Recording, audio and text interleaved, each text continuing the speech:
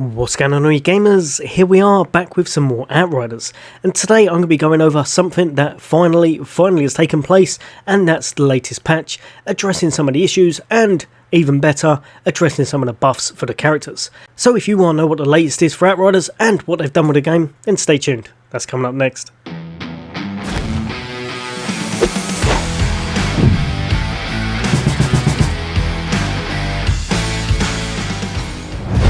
Welcome back, all you guys and girls. As always, for all things gaming, for all things Xbox, all the latest and greatest hints, tips, guides and builds, and just some fun gameplay and reviews of upcoming games, then why not hit that subscribe and bell icon. But for now, I'm here to give you the latest on Outriders. Finally, I can bring you some news. I said I wouldn't abandon you all, and finally I can give you some news. I must admit, I've seen quite a few other people just putting out videos of knocking the game about. I didn't want to put out 3 or 4 videos each week just saying there's nothing happening, so I'm just going to wait until there is. In all honesty, this did take a lot longer than it probably should have. I think it's been about 3 or 4 weeks, and a lot of people in the community have very much been waiting on this patch to go live. I believe one of their community managers, the Archon, I believe his name's called Toby, must have absolutely hated every Thursday because he was just getting berated with questions and why things aren't happening. But like I said, the patch is up now, so what exactly does it entail? So first off, there's 3 main things it's going to go over: the patch notes, the buffs, and the ongoing list of currently tracked issues. With the last one, unless there's any biggies, I'm going to leave them well alone, just for the sheer fact that I've gone over them probably about 7 or 8 times now, and they're all very similar to what they started off with. So for the patch notes, they've done some crash fixes, which is what they've been trying to implement quite a few times over, so they've obviously still got some issues with that, but it's definitely nowhere near as much as when the game first came out. Next up, they've improved multiplayer so that rubber banding and packet loss should now be reduced to players under 350 milliseconds, which should in all honesty be most people unless they've got some kind of an issue. The anti-duplication system will no longer take your equipped items into account when checking when to reroll or drop duplicate. This was the effect that they'd taken from the community, in which they basically asked how people felt about this and if they wanted it implemented or not implemented. Obviously it was a resounding yes, so they've put that into effect, meaning that if you have got things on your build, say for example a really low rolled gun or a really low rolled piece of gear, you'd like to get another one of it, that may well drop now. Next, they fixed an issue that could cause the Pyromancer's thermal bomb to lose all charges and enter full cooldown if a player was interrupted whilst casting the skill. I've never come across this one myself, but apparently that's a thing. Improved the targeting of the Trickster's Venator's knife so that it should now more consistently target a player's intended enemy. There was a lot of issues with this, so anything they can do to make that better is definitely a bonus. Fixed an issue that could cause the Trickster's Hunter Prey to not turn the player towards an enemy's back if aiming down sights immediately after activation. Fixed the Technomancer's Borealis Monarch set so that it will now correctly gain the 90% damage increase to any frozen targets. This was an absolute nightmare. They've been trying to fix this for quite some time. At least now it's completely sorted. Also, as a side note, they've said that this should apply to any frozen targets. Whether or not they were frozen by themselves, it doesn't matter. Any target that is frozen should have this buff. Next up, resolved an issue with the Devastator's statue set and changed its description to match its behaviour. The new description is: while either Tremor or Golem is active, increase firepower by 100% and weapon life leech by 100% for you and your teammates. This is absolutely huge, and now if you've got the right kind of build on, that will be an absolute bonus for having a Devastator in your group if you're going for that firepower build. Whereas before, I'm sure there was a bit of an issue with it, it wasn't anywhere near as strong as this, and after about 8 seconds, if I remember correctly, the buff just kind of disappeared. Not very good, not intended, nah, it's definitely a big buff and rework. Fixed an issue that could cause low damage threshold mods to trigger immediately after death or after respawning. Fixed an issue whereby players who are level 50 could appear as level 1 while in your party. And they fixed some of the out of sync subtitles. So nothing too amazing there, but at least they've done a little bit of work with it all. But on to the stuff that we want to hear about, and that is the buffs. So jumping in at the Pyromancer, the Feed the Flames. The ammo replenished by bullet absorption mod has been increased to 40%, previously was 33%. I must admit, out of everything, this is one of the ones I wouldn't really worry about that too much. I don't know, it doesn't seem like a biggie to me, but I suppose it is still an increase, which is nice, but ultimately that is a lot more out there that I feel would probably benefit from buffs. Next up, Volcanic Rands. The resistance debuff provided by the susceptibility mod has been increased to 50%, previously 34%. The Reload Boost and Lava Shots mod have had their perks swapped. Reload Boost will now increase anomaly power, previously it was firepower. So as you can see, they're definitely going towards that anomaly power with the Pyromancer, which is pretty much what it's all about. And Lava Shots will now increase firepower, previously was anomaly power. It would be nice to see how that works in game. If it does mean that quite a few builds are increased in anomaly power when using that, that could be quite a fun thing to muck around with. And next up, Ash Blast. Ash Blast has had its base skill cooldown reduced by 4 seconds, was originally 27.5, now 23.5 seconds. The buff duration of Death Sentence mod has been increased by 3 seconds from 5 to 8 seconds overall now.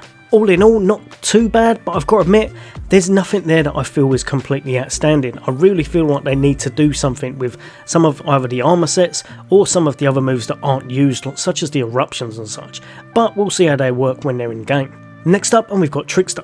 Borrowed Time reduces the cooldown of Borrowed Time by 5.5 seconds, from 13.5 now to 8 seconds. That's quite a nice reduction, so hopefully people may use that, but again, I don't know if they'll put that into their build. It kind of depends what playstyle you're going with. I've never seen anyone use that in-game yet, so I think that might be one that no matter how low it goes, it probably won't get used. Next up, Slow Trap. The cooldown of Slow Trap has been reduced by 9.7 seconds, from 30.7 to 21 seconds overall. That's a massive reduction. Again, it looks like they're trying to kind of buff skills that aren't being used much. Next, Time Rift. The cooldown of Time Rift has been reduced by 3.4 seconds, from 15.4 to 12 seconds bang on. Increased the dot damage of the A Little Bit of Pain mod by 71%. That's quite big, so that could be quite fun to see, and condensed the dot duration of the Little Bit of Pain mod to 6 seconds, previously was 10. So it looks like they're trying to make it more burst damage than a really low damage over time. Increased the armor and resistance debuff provided by the Time Crack mod to 35%, previously was 25%. And increased the weapon cleave damage provided by the Pain Transfer mod to 20% weapon damage, previously was just 10%. So some not bad little upgrades there. I have to see how it affects people's builds in game, but again, they are all buffs, so it is always nice to see. Whether or not people are going to use skills that they're not usually using just because you can get them up a little bit more, I don't really know if they will at this time, when there's no real reason to change up their build. Next up, and we've got Technomancer. Pain Launcher. Reduced the base cooldown of Pain Launcher by 10 seconds, from 40 to 30 seconds now. Scrapnel reduces the base cooldown of Scrapnel by 5 seconds, from 22 to 17 seconds, and increased the base damage of Scrapnel by 19%. Cryo Turret. The Hell Shot mod has had its SPF set to 1.5 and previously it was 1. SPF basically just means how much it benefits from your status power, meaning if you've got high status power you're going to do a bit more damage now that it's gone up to that. So again, I don't think that's anything major for the Technomancer. It could work really fun in game. Obviously you can be able to use your skills a little bit more, but it's no big boosts there that I can really see. The Cryo Turret's probably had the biggest one, but overall I'd say it's just a little bit down to you'll be able to use your skills a little bit more often. And last but definitely not least, we've got the Devastator. So Boulder Dash. Using the skill will now provide significant 65% damage reduction during its animation. Players can now press the trigger again to use an AoE attack during the run animation. That is just such a blessing. The way I read that is Boulder Dash has pretty much been a naff animation from when we implemented it in game, and now you can come out of that and smash things about a little bit, whereas before you just run past them like a train. So yeah, anything that makes Boulder Dash a bit better and a little bit less wonky is definitely a plus in my books. Next, Endless Mass. Enemies affected by Endless Mass can now be damaged and killed during the animation. That's an absolutely massive buff. Before it was a complete pain, and it's why a lot of people didn't bother with this. Changed the Wide Horizons mod so that on top of the range increase, the mod would allow Endless Mass to ignore the enemy skill absorbing skin, used by Alpha Porphyros and Brood Mothers. Again, really nice, means you can focus on people that before you just couldn't do anything to.